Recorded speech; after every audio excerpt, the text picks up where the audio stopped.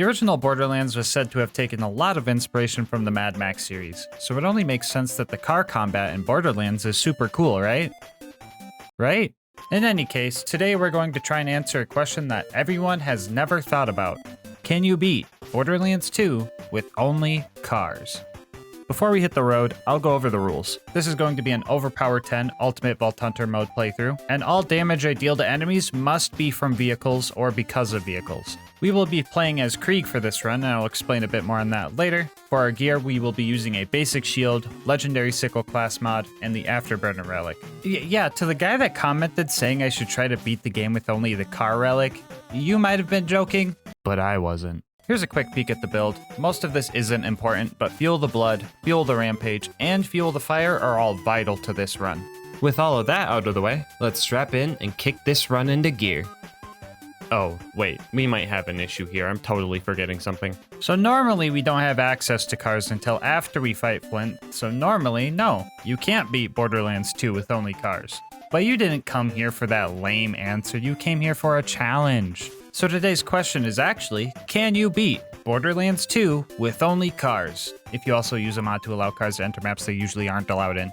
Using a couple mods, we can allow vehicles to enter maps that usually kick you out of the vehicle, and we are also able to change this door to take us to the Torg DLC, where we can grab a car and take one back to Tutorial Town. Quick little shout out to Pyrex for making that very obscure mod for me. Anyway, in true Cursed Run fashion, we got a couple of bully routes to spawn, and since cars are considered armored, corrosive damage was going to be something we would need to worry about. It's also not like we could dispatch of these guys quickly either, because our damage is, well, I guess it exists. So right off the bat, things seem really bad. Enemies can kill us really fast, and we can kill enemies very slow. But one advantage we do have is stun locking. Even slightly nudging most basic enemies causes them to ragdoll for a few seconds, and as long as we keep doing this, they won't be able to blow our car up. Wobbling might be banned in Melee, but you know I'm capitalizing on it here in Borderlands. The Bullymongs proved to be far easier than the bandits. Unlike wild animals I could just drive away from, bandits had guns that could continue to damage me from afar. If I started taking too much damage, I would have to drive somewhere safe and wait for the car to start regenerating its health. I thought I'd be safe in this cozy little cave, but I guess not. Oh, what the f***? No, you are not jumping down here. Nice try, bucko. After some confusing interactions with the wall and clearing out Liarsburg, we met Hammerlock, he changed a tire for us, and we started our way towards Boom Boom. Average F-150 driver. While clearing out the last batch of bandits, I discovered that Torg shotguns really freaking hurt, and we took our first death of the run. Oh, by the way, the counter will be counting car deaths, just to clarify, which leads me to one of the worst parts of this run.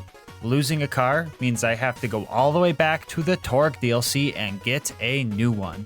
I decided to allow a flight mod to go back to vehicle stations since this run was modded anyway. We aren't really doing anything challenging by walking back there, so to save time, hard drive space, and to get this video out earlier, we would just fly back to get a car. Anyway, after clearing out the bandits and accidentally learning how to parallel park, we finally made it to Boom Boom, and this fight was tough. You might think Boom's cannon was the scary part, but to my surprise, I was actually able to take multiple hits from this thing. Busting him out of his turret got a little weird, but that part was relatively easy. Dealing with their health regen and my lack thereof was the main issue. I could stun lock them, but repetitive collisions would slowly wear down my vehicle. I could definitely handle a one-on-one fight, but if I kill Boom first, I still have to knock down a few psychos to try and focus on Boom. I would also pretty much need constant crits to outpace Boom's health regen, but Boom was a lot easier to deal with.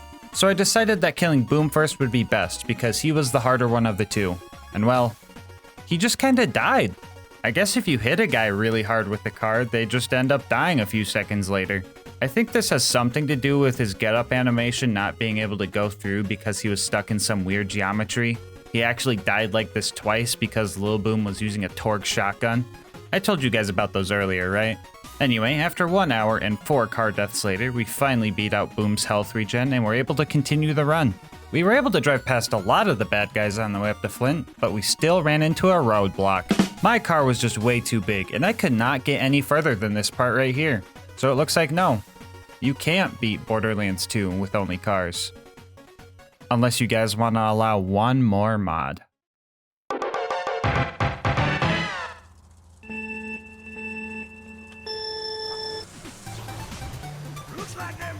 boys are in a peck of trouble.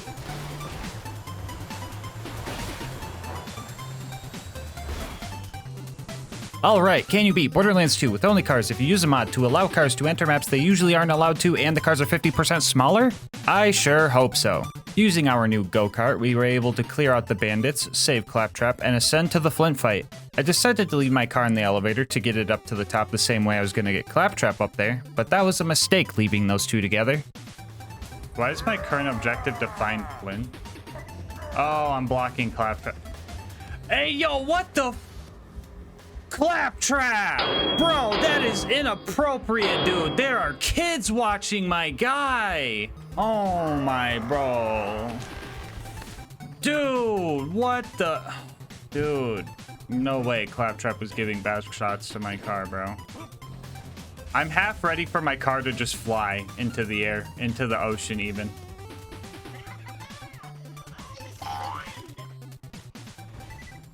Okay.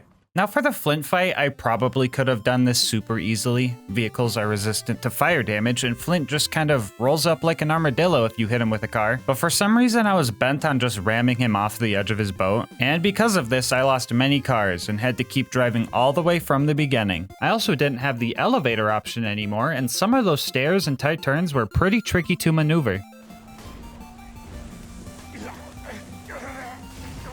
Okay, fire barrels hurt. Lesson learned. After way too much wasted time, I finally got Captain Roly-Poly to fall off the edge and took care of his goons from afar. After that, I just laid into Flint until he died. Cool. Rock out. Yeah, jam. Oh my god.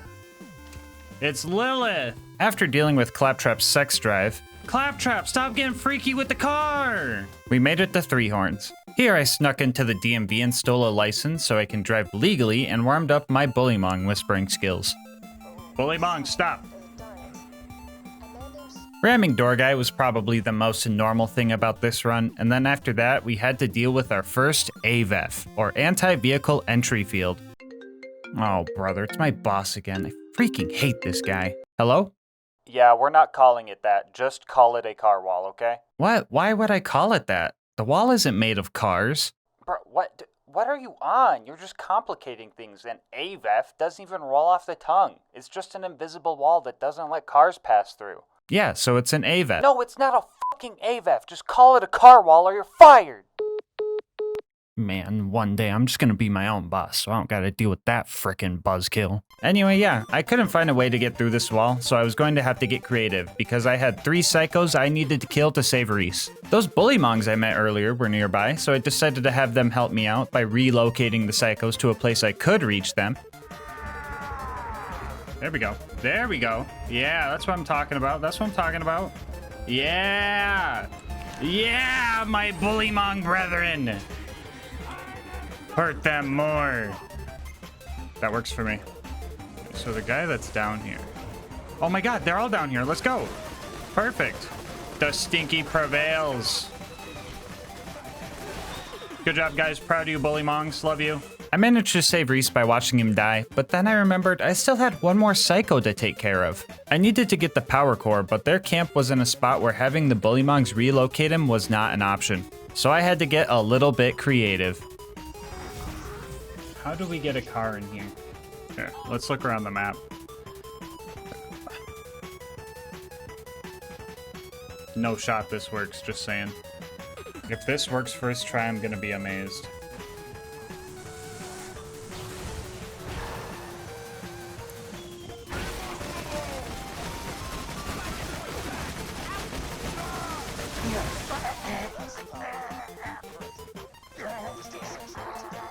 After I got my Bullymong homies to kill the 20 bandits to avenge Reese, we made it to Sanctuary. Nothing too crazy happened here. I pushed Jess up into the button to speed him up, which was cool, and the only place I couldn't get my car was the fucking garage, because that makes sense. So while I'm here doing all the boring Sanctuary chores, I'll tell you guys about our partner, GamerSupps.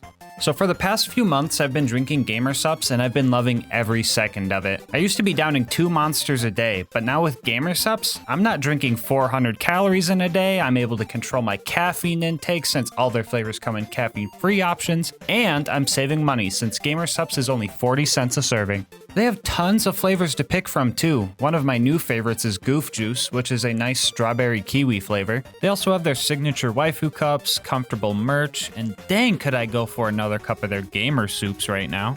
I mean heck, they made crickets taste good with their sus snacks.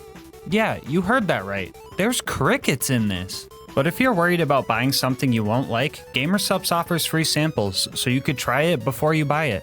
So if you're looking to find a healthier alternative to energy and want to support the channel in the process, head on over to gamersupps.gg/LGM or use the link in the description, and make sure to use code LGM at checkout for 10% off your order. Anyway, let's see how Sanctuary's going.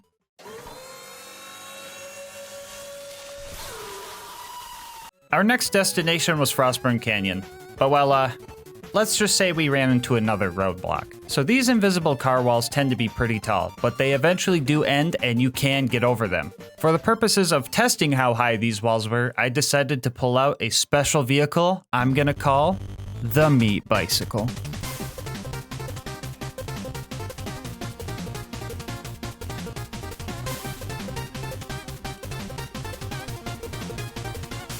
Yeah, this thing would make the challenge pretty trivial, so I will only be using the tiny sand skiff for wall testing. But who knows, maybe one day I'll try beating the pirate DLC with only boats.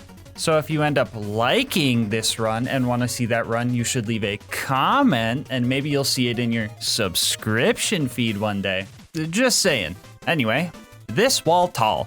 There was no way we were going to be able to clear this thing normally. Good thing this isn't a normal run.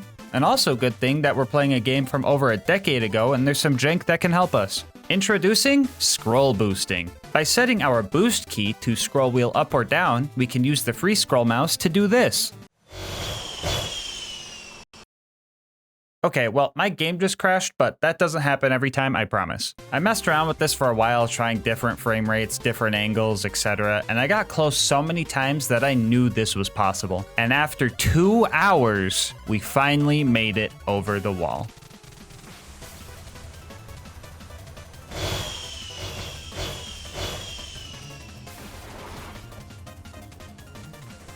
Anyway, thanks for the raid, Jolts. You came just in time.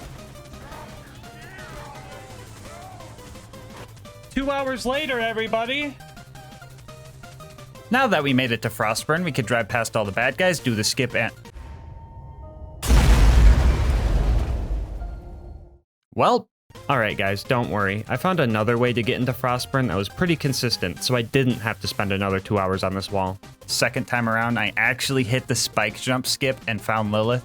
Surprising nobody, I immediately tried to put my bumper into her forehead. Sadly, she survived, and everything that normally happens during this part of the game happens.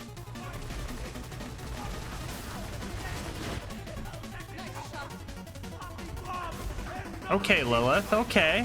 I'll give you that one, okay? That was kind of cool. There she goes. She ruined it. She ruined it. She ruined it. Anyway, we had some close calls with some slag and corrosive guns, but we made it to the end, and I seen what I thought was my only chance I would probably ever get to do something I've been wanting to do for a long, long time.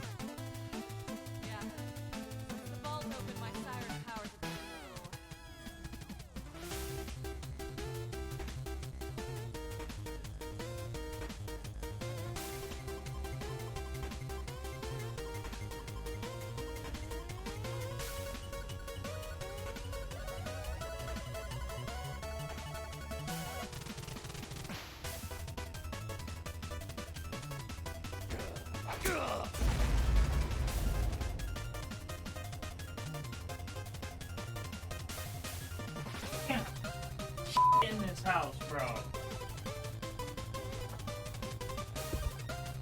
I can't have shit in this fucking house.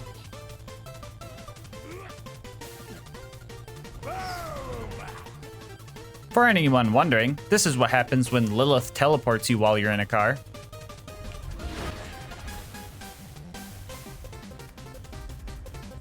Yeah, I don't know what I was expecting either, honestly. Our next mission was to save Roland from the Bloodshots, which meant it was finally time for a car upgrade. So we met Ellie, found the second garage of the run that doesn't work properly with my cars, used my Honda Civic to destroy a few Ford F-150s, and finally got an upgrade. So, for most of the rest of the run, we'll be using the saw blade technical. A lot of you guys might think the barrel technical is better and know that it is the fastest vehicle in the game, but do you see these saw blades I'm shooting? Yeah, those get melee damage boost because that makes sense. Do you know who has good melee damage boosts? Krieg does. Not only is our car now tankier, we also have some significant damage to handle the rest of the game. After we got the Bloodshots to open their door, we pulled a real power move by not even using it, and then started our fight with Badma. I really wanted to ram him off the cliff, but nomad-shaped enemies have this bad habit of just folding under pressure. So I filled him up with saw blades and made it to the Bloodshot stronghold. Cue the foreshadowing. The lucky honk sound. The Bloodshot's gonna go fine. And if we don't, Bloodshot's gonna go terrible. Yeah, so at first I decided to be patient and careful because not only did I have to get through the entire stronghold, I would also have to make it all the way through the dam without my car blowing up. Things were working right up until the part where I perma-slagged myself with this barrel. How this barrel hit me and not the Marauder that was blatantly closer to the barrel absolutely baffles me. After that, I was pretty much screwed, so I reset, patiently killed all the bad guys, and made a plan for Mad Mike. The idea was to sit right next to his door so that when he showed up, I could knock him over before he had a chance to shoot me with his rocket launcher and insta-kill me. I was checking for his spawn after every kill, but he still caught me lacking.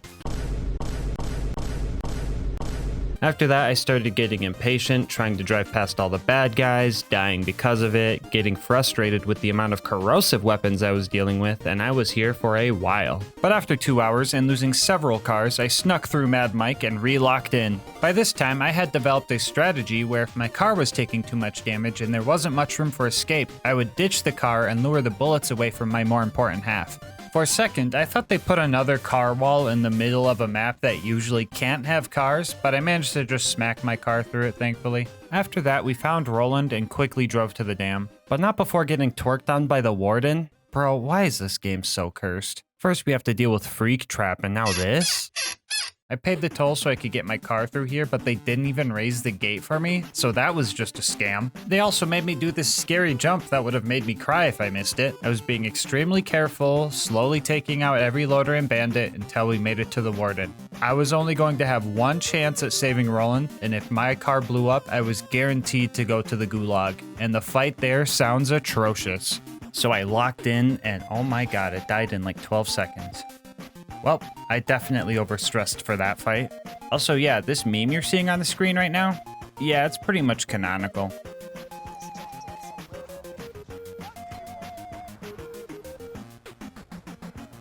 Put the fucking money in the bag!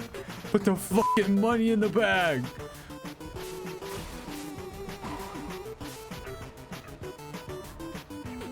Jack can't kill Roland if we kill Roland. Anyway, Roland was saved and our next job was to go rob a train in Tundra Express. Upon arriving, I had a little bit of a scare. Yeah, cars definitely weren't meant to be here. I was a bit worried about lighting the Varkids on fire, but I bumped a fire melon and it just worked, so that was cool. After that, I met Mordo and Tina, had a minor fender bender, got the badonkadonks, watched Tina turn them into bombs with her mind, practiced my vertical parking, had another minor fender bender, and made it to the end of the line. So the Wilhelm fight was pretty, normal, actually. Ramming into Wilhelm sometimes staggered him, which felt illegal to see, but I couldn't get him to fully ragdoll, sadly. So I just kept my distance and laid into him until he was super low on health, and then I decided to try to finish him off with my front bumper. And that's where things got a little goofy. Oh no!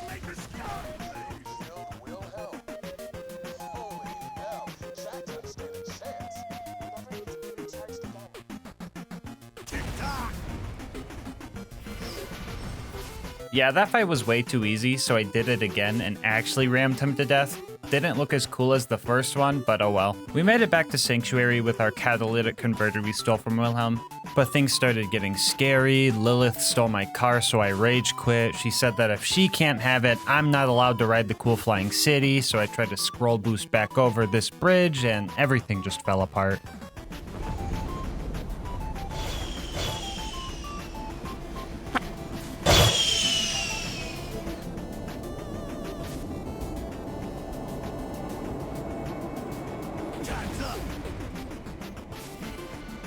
Time's up! Our next goal was to drive through the fridge so we could get back home. And yet again, we are faced with another car wall. And this one was a doozy. We pulled out the meat bicycle again and found out that the wall was pretty much the same height as this building right here, meaning we were going to need a scroll boost to get over it. I was here for a long time trying to find a good angle or ramp to make it over, but every time a jump looked promising, my game would just crash. At this point of the run, my total crashes far surpassed my total deaths. A couple of homies in the Twitch chat kept saying I should try and hit the jump with the runner instead of the technical, but I was being stubborn because I thought that I was going to need the technical for its speed. Speaking of Twitch, you should go check me out over there if you want to watch these runs live. Anyway, I did eventually break because it seems like the technicals crash the game way more often when scroll boosting. And when you mod them to be this tiny, trying to boost with them gets a bit squirrely. As soon as you press your boost key, the bandit trucks pretty much wheelie 90 degrees up. And unless you're on flat ground and just going straight, it's really hard to actually get speed out of it. So I caved and swapped back to the runner. And then I found that I could get my car up onto this section of the camp. But that doesn't really help. Only if I could do some grenade jumps, I could get up there and then like up there easily and... Never in my life have I ever thought I would have to perform a double grenade jump for a car. Because of their smaller size, these things also fly a lot further when hit with nades or punches. And after 4.5 hours of trying to scroll boost over this wall, I managed to blast my car onto the roof and over the wall.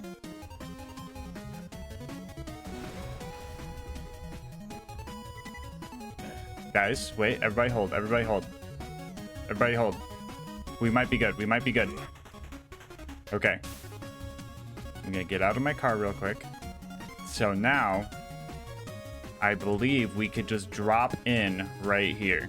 I think, I hope.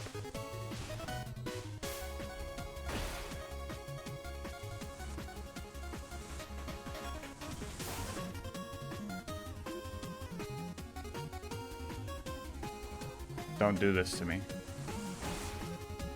Don't do this to me. Don't do this to me. Don't do this to me. We see it. It's right there. Oh.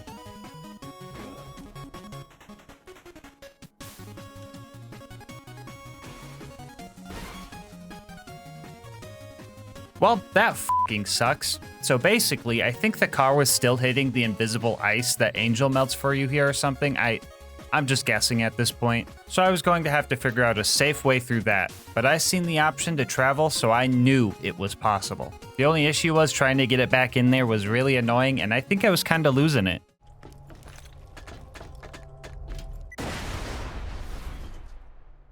Somebody clip that. Did anyone else hear the Mario theme there?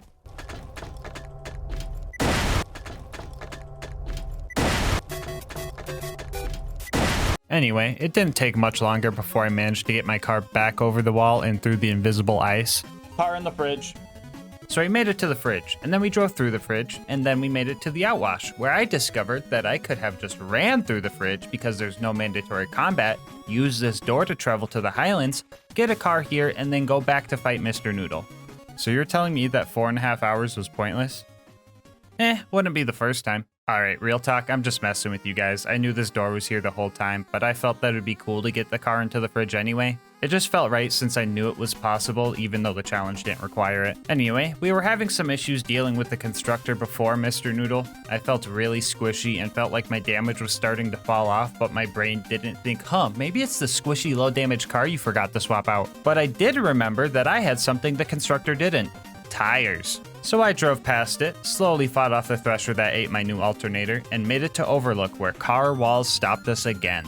Geez, why do they even put these here? Are cars really that strong to prevent entry to a basic map? Oh, you could just drive around it. That's pretty cool. So I knew that the beacon defense section was not going to have very many breaks, and finding time for my car to heal was going to be tough. So I decided to sneak 2 cars into town and have one hidden way back here. That way, when one car is taking a beating, I can make a little pit stop and swap out cars so they could heal. And that strategy was honestly working super well. That is not the pit crew I was looking for. I mean, the beacon still got messed up, but I didn't lose any cars in the process, and for the first time in a while, I was actually able to kill the constructor instead of just rushing the fast travel to escape, so that felt pretty good. We made it back home and got our next job to go to the... Oh, brother, this is gonna be obnoxious, isn't it? So, even getting into the preserve is a bit annoying. Pretty much needed to climb the mountain and cross the waterfall to get in. I talked to Mordecai and started wounding the loaders. That was going fine, but I did have to deal with some saw blade technical jank.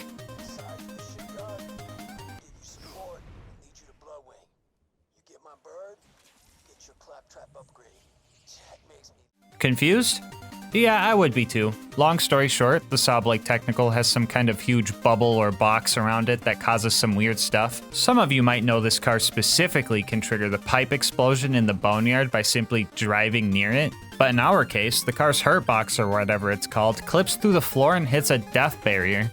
This game is truly cursed. Luckily, I was able to get around it and mow down any loaders in my way. Our next obstacle was trying to get through this small building. I was getting really frustrated trying to get through this building, but I eventually got over it. We drove ourselves up to the first mobbing section and carefully took out all the loaders before the big one showed up. His arm cannons deal fire damage, so we were pretty resistant to anything he could throw at us, but I still took my time because I did not need any setbacks here. After he died, Man, what did I just say? Yeah, so this door just wouldn't let my car through, and that was very scary. I started desperately searching around for some type of way to get out of bounds and found a possible route to sneak in. I would first have to jump up to these rocks and position my vehicle here. I would then have to time a grenade and a melee at the same time to launch my car over to this gap. Timing this was a bit annoying. On top of that, it just wouldn't work 12% of the time.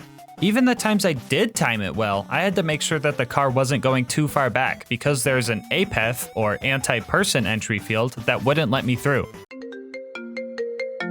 Yeah, I'm not answering that. Anyway, after I pulled that off, I would have to shimmy my way up and over this rock. If this thing was 1 degree steeper, I think I would have failed the run right here. After that, I would pretty much have to Hail Mary and hope to land in the animal enclosure, where I would have to die outside of my car to go grab the feather that opens the cages, and then get back into my car and continue on. Dude, I can't believe getting through a wide open garage door took like an hour and a half to lab up and land. This game's busted. Next, I drove past the stalkers, killed off the skags, and prayed that this door wouldn't have the same issue. I swear to God.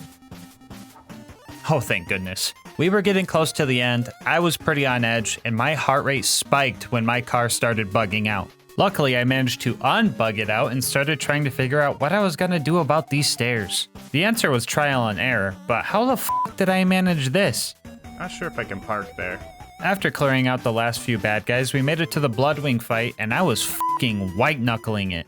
I knew that one corrosive dive bomb or some type of AoE attack from Bloodwing could have me going through all of that trauma all over again. Yeah, guys, I was definitely overreacting right there. In reality, she only managed to do 1 claw attack in fire phase, 1 claw attack in shock phase, and in corrosive phase, she only got 1 claw attack and 1 corrosive ball off before the 84 saw blades I put into her appendages finally grounded her. That was an extremely easy fight that I definitely stressed over for no reason. I can't feel my fingers right now, bro. That fucking looked easy, but that was fucking nerve-wracking. Driving into her automatically picked up the claptrap upgrade, and I started doing donuts. GG, Bloodwing. Another point for me. I realized I forgot to do the loot dude, so I redid the whole scary out of bounds jump again, and all I got was a freaking gub. Wow! Anyway, with another scary part of the run done, it was off to recruit Brick and his air support. Huh?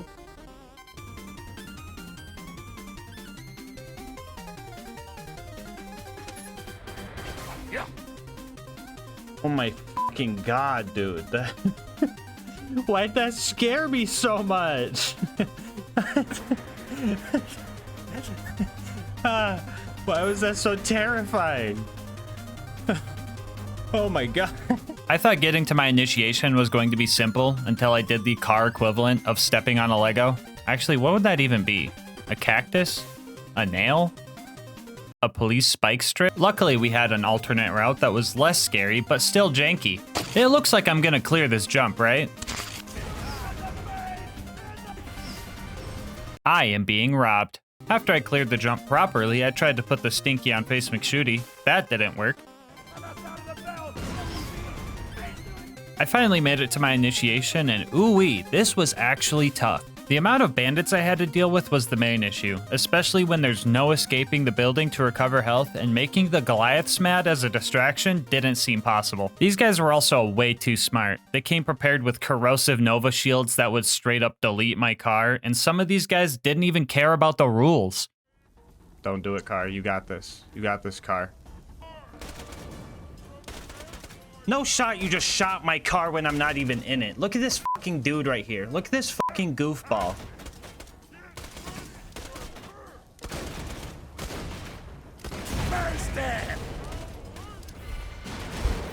I'm suing, bro. I'm suing. After totaling way too many cars in there, I managed to get past the first wave of big guys and mowed down the little guys until we finished the initiation. Then I hugged Sarcastic Slab with my car, I gave Brick a ride, and we started taking out the loaders. And that was going well until I forgot about the previous no parking area. After grabbing car number 42, we started launching loaders. I noticed that warloaders and superloaders would actually ragdoll when I ran into them. Usually these guys aren't affected by knockback moves, which also means they are stinky proof. So this being a once in a lifetime opportunity, I took it upon myself to stinky the unstinkyable. Yes! First ever warloader stinky. Oh. Brick? Brick? Well, he said over here. Up next was the Jack double assassination job. You could tell this one was a fake Jack because when I shattered his shins with my car bumper, none of the loaders really cared. After he died, I grabbed his pocket watch from a pile of saw blades, found out I could throw my car at people by punching it, debated whether or not it was allowed for the challenge, thought that if someone threw a car at me and I fucking died, it would be safe to say they killed me with a car, decided that it was allowed cause funny, hit some info kiosks, did some stealth car shenanigans, and acquired Jack's voice. We now had everything we needed for the bunker raid, and let me tell you, this was an uphill battle. Breaking the ankles on the first constructor went fine, and the baby turrets were only mildly annoying to hit. And yeah, we actually had a pretty sizable lead on all the enemies spawning because they were just really slow. But you know how it goes being in first place.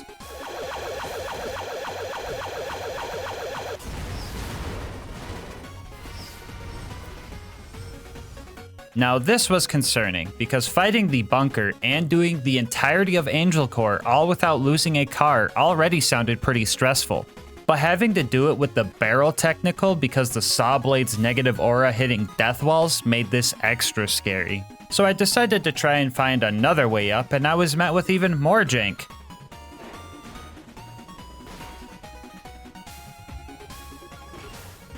Yeah, so dying here and having to retrieve another car makes it so car walls just show up, but only sometimes? Yeah, I don't know, guys. I would either have to win a coin flip or just re-kill the toaster and turrets again to get past these doors, not to mention having to kill all the mobs on the way up as well. I was able to take out the big toaster from afar and managed to line up a jump to get up there safely, but the door still didn't open. This usually means something that the toaster created was still alive out there, so I had to go finish off the rest of its bloodline. Or oil line? Power line? Screw it, let's just cut all their brake lines. Anyway, hunted down every loader in the vicinity and had a little lapse in judgment. Fuck, I forgot about that. God damn it, dude. Why'd I do that? Other than that, I hit one more goofy death spot I drove over 50 other times just fine, before I finally managed to kill all the necessary household appliances to make it to the bunker. So I got here and started taking out the autocannons, which wasn't bad, they weren't too tanky. I was mostly worried about the laser countermeasures you were supposed to jump over. I really hope I don't have to explain why I can't do that. I don't know if it was the high up third person perspective, but I never noticed that the light railings turn red when lasers were coming. I also never noticed they would start on one end and work their way around the ring. Yeah, some pretty trippy stuff, but the lasers didn't do much damage, so that was cool. The bunker showed up, and for the first half of the fight, it was pretty simple. I just held both triggers down and ignored his autocannons because they don't really deal damage. But at the half health mark, I locked in and started playing safe because I knew that the slag cannon could deal some serious damage and possibly slag me. But even that was kind of easy. I don't know why, but the bunker would straight up overshoot and just miss every time. I tested this a bit later and this thing just straight up whiffs consistently. I know this guy wasn't programmed to fight a car and maybe he's just aiming at my third person POV or something. I don't know. I just thought it was kind of funny. So after finding that out, the second half of this fight pretty much played out the same as the first half. And it turns out the slag lasers didn't even do that much damage. Dude, what am I so scared of? I really thought I was gonna be squishy this whole run. Hey guys, Future LilGasmask here. So during this run, I was under the impression that my car was matching my level of 80 and I would be decimated by things like Boom's cannon or Bunker's slag laser. But it turns out, cars scale to your OP level, so my health bar was actually able to take some of these hits. I still got the dumb under-level damage debuff from being level 80, so OP10 was still harder than non-OP levels, but hopefully this explains why my car seems to be way more tankier than it should be. Anyway, another scary part of the run was going to be Angel Core. I needed to get through all of it without losing my car or it will restart from the beginning when I leave. And the worst part about this whole thing?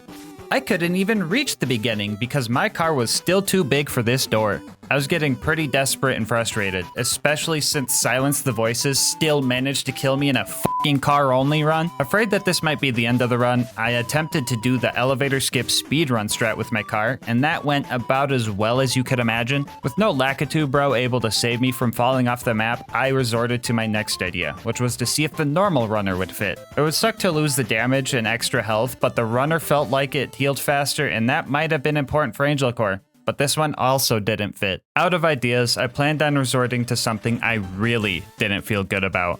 The plan was to have my bro Luigi, Lookis, join the game and go press the travel button while I'm still in the car. That way I could get it into Angel Core. And right as he joined in, a small glimmer of hope showed up. I somehow managed to get my car sideways and it was now halfway through the threshold. Talk about twisted metal, am I right? I was practically prairie dogging this thing, and after a few more good pushes... We're in. Oh my god. The run's alive, baby! No player 2 needed! Get the fuck out of here, Luigi! Now we just need to make sure not to lose our car in Angel Core, and we are home for... Oh my god, did it just vanish into thin air? Oh, thank God it came back after the cutscene. Ooh, that was a close one. All right, so my initial plan for Angel Core was to play it safe. I would press the button to open the door, peek out with my car to deal some damage, and then retreat before the doors closed. But my car had enough prairie dogging for one day. Well, I'm in it now. Locked in, I started fighting the loaders the best I could, making sure to knock them down and making sure not to get cornered by them. If an ion loader showed up, I would let them be. That way all the loaders would group up and I could heal on the other side of Angel's bubble. The laser turrets were a bit scary here, not because they dealt damage, but because they can stop me from healing, so these guys were priority 1. And as funny as it would be, I tried my best to not run Roland over, so I could avoid any potential soft locks. I was yet again gripping the wheel tightly, as this was a pretty stressful fight. I could have probably picked up my chair with how hard I clenched when this angelic guard slagged me and almost killed me. And that wasn't the only time I had a close call either. There were a few times I decided that abandoning ship was just the best option to draw fire away from our car. 2 injectors in, and I was looking for anything to calm my nerves and help me finish this fight. But all I got was Lilith. Howdy, boys. Ah, why every time, dude? You just got here. Alright, for real though, the last wave of war and super loaders isn't too bad. Their fire cannons are kinda useless against me, so I managed to take them out and make it through Angel Core first fucking try. Well, the bunker raid went well. Now I just need to use my car to block Jack and save Roland. Oh my god, did it just disappear into thin air? No. Oh, never mind, I still have it. Wait, if I still have my car, that means it never disappeared.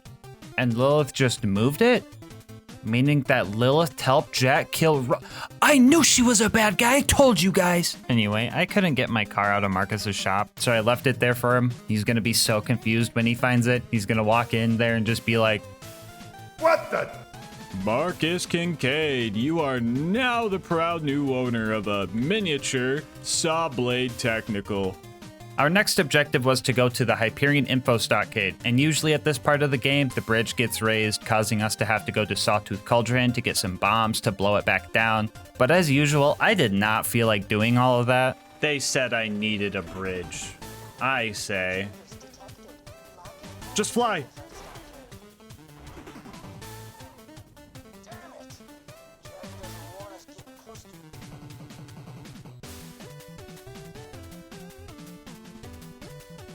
Well, I had to go to Sawtooth Cauldron anyway because this game didn't expect anybody to break it. Traversing the cave system down here proved to be a bit annoying. I was hoping to drive past all of the unnecessary mobs, but the tight 90-degree turns and numerous stairs made that harder than I anticipated. My stubbornness got the best of me and I decided to keep trying to brute force it, and the cycle of spawn car, kill one ambush commander, lose car started. After 4 laps of that, I actually managed to escape the tunnel and made the drive over to Boombringer, where we blew it up for being a flying heathen. And after that, we gave Mortar the bumper special and prayed that our car would fit in the elevator.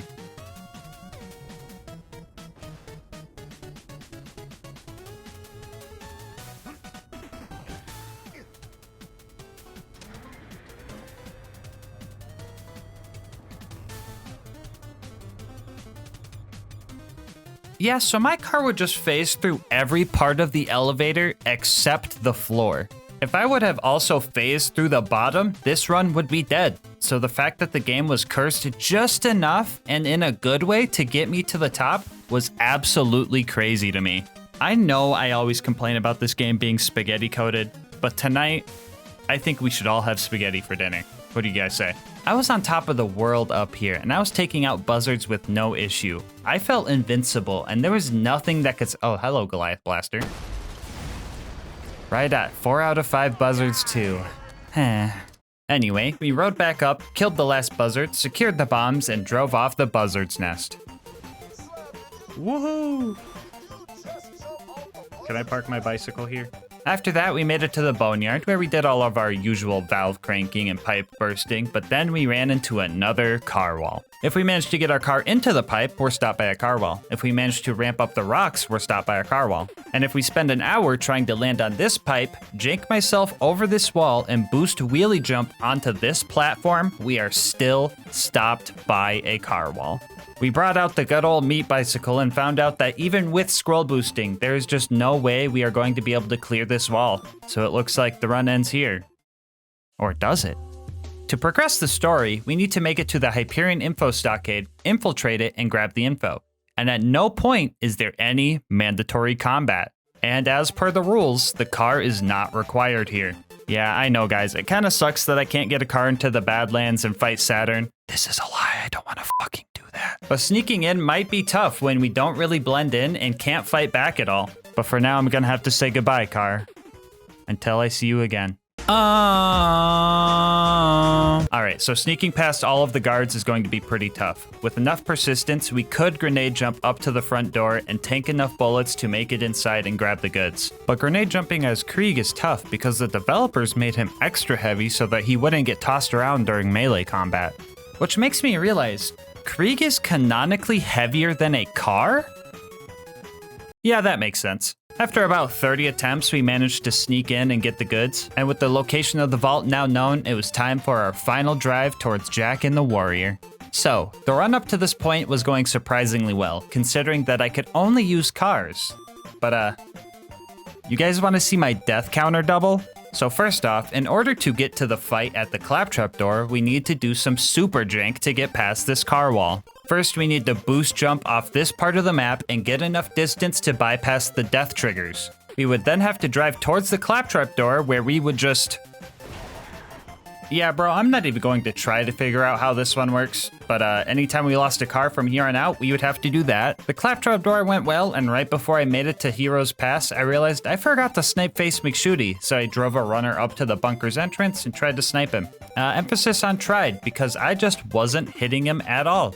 I had Luigi come back again to see if the bullets could even reach him, and they weren't even close. But you guys remember when I said I couldn't put the stinky on face McShooty?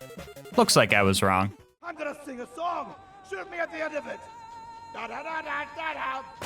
Thank you. We made it back to the claptrap door and headed towards Heroes Pass. And fun fact, this little platform here, cars just fall right through it. I wish I knew why, and it's kind of scary to know that just at any point in the run, I could have just fallen through any floor, but it was only this one specifically? What? This wasn't a real issue since I could just get enough speed going up the stairs to jump over the gap and press the button before I fell through, so we made it to Heroes Pass. Usually I do a couple of speed run skips to bypass all of the combat in Heroes Pass, but that wasn't an option for this run, so I had to wait for Brick and Mordecai to open the way, which wasn't so bad, especially because Brick would distract the RPG loaders for me, or at least most of the time. Every run through here would also require us to do a wheelie jump over this bridge gap, but with little room to gain speed for the boost and our backboard being made out of trampoline, this jump ended up causing the most deaths out of anything during this run. I would also have to full-on save quit after every death because Brick would turn into a literal brick if I left and re-entered this map, soft locking us. So we made no progress if we lost a car and would have to restart all of the mobbing all over again. Also, the claptrap door was another one of those coin flip doors that would only stop me sometimes. Still not sure what decides this, but oh well. It only takes me 2 minutes to figure out if it's gonna take me another 2 minutes to figure out if it's gonna take me another 2 minutes. The final door I needed to wait for was pretty tough to get by. A lot of loaders were thrown at us here, and the sheer number of them could kill me quick. It wasn't always those guys getting me though. The amount of corrosive and slag guns that the Hyperion guys had was absolutely crazy. It felt like every attempt that I got past the claptrap door, I had to deal with at least one of those elements. The numerous barrels scattered in this map also messed me up a few times, and that dumb guy behind the steering wheel? Don't even get me started with him. And after nearly an hour, I finally managed to get the last door open and had a straight shot towards the vault.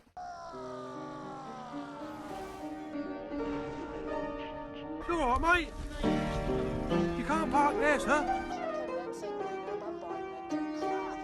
Interesting.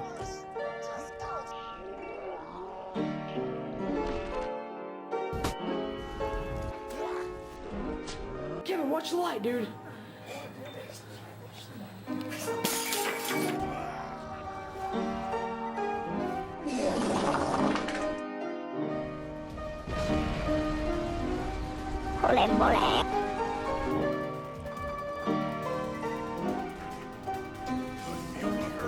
Well, on the bright side, I don't have to wait for Brick and Mordecai anymore since they opened both the doors. But on the downside, dark side? Passenger side? I don't even know. All I know is that RPG loaders suck. And with no Brick there to distract them, I was going to have to make this jump while dealing with an RPG loader every single attempt. If he spawned on the lower section, I pretty much just had to hit him directly midair, and if he spawned on the upper section, my only hope was to break his ankles as he rounded this corner. But 90% of the time, he would just shoot me with the rocket launcher, and I would turn into the little psycho from the intro cutscene of this game. After finally making it to the vault, I was ready to fight Jack, fight the warrior, and end the— oh, bro, really? Oh, brother, dude, why is there a car wall here? Cars aren't even supposed to be in this map. Why? Ah, dude, whatever. I guess what are my other options? Great. Yeah, so on top of doing the goofy jump to get into Heroes Pass and hitting this jump without getting blown up, I also have to hit this jump right here. And guess who did it first try? Yeah, not me. Second try though, we got it, and we were able to start our fight with Jack. I was a bit worried here. I couldn't make Jack ragdoll, and the Sawblade Technical's goofy hurtbox made it so I was touching lava and taking damage even when I wasn't even in it. For this reason, finding cover to heal was a bit scary, but there were some safe spots. After I broke Jack's shield and his shield drone, I ended up breaking his AI, and he just kind of let me have it.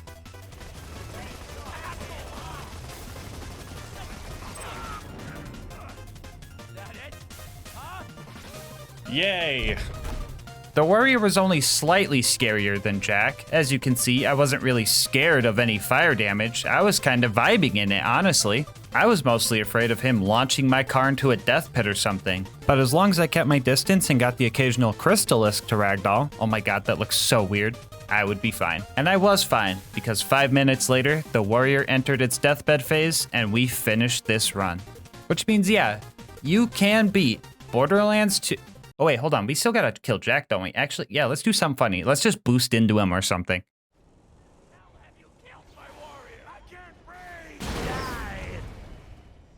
Yeah, I wasn't lying when I said I was gonna double my deaths, because for the next 2 hours I was trying to get a car back to dying handsome Jack. Oh, but you could just let Lilith kill Jack. No, shut the fuck up. You know we're not doing that. No. So after dying to this jump, RPG loaders and corrosive weapons 20 more times, and dying to this jump 7 more times, I finally made the jump again and found out that Jack can't even be killed by running him over. So I decided to just kill him with the goofy alternate fire saw blades that deal like 300 damage. So for real this time, yeah, you can beat Borderlands 2 with only cars. Bonus content time, woo! The last thing I wanted to do was thank Ellie for giving us the upgrade needed to beat this run. Without her, we would have been in so much more trouble. We would have been squishy, low damage, and I don't even know if we would have been able to make some of the jumps we needed to. So to show my appreciation, I stole a bunch of Ellie statues from the local bandits and decorated Ellie's garage before doing one last victory lap. Before you go, I just wanted to say thank you so much for sticking around for the full ride. If you want to support the channel, make sure to like, comment, and subscribe.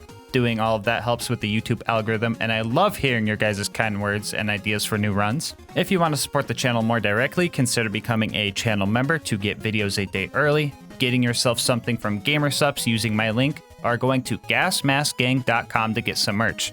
I'll leave my Discord and Twitch channel where I stream these runs live in the description. And last but not least, shout out to Mango Soda, who made this video's thumbnail art. They do commissions and will also be linked down below. But until next time, breathe easy, homies.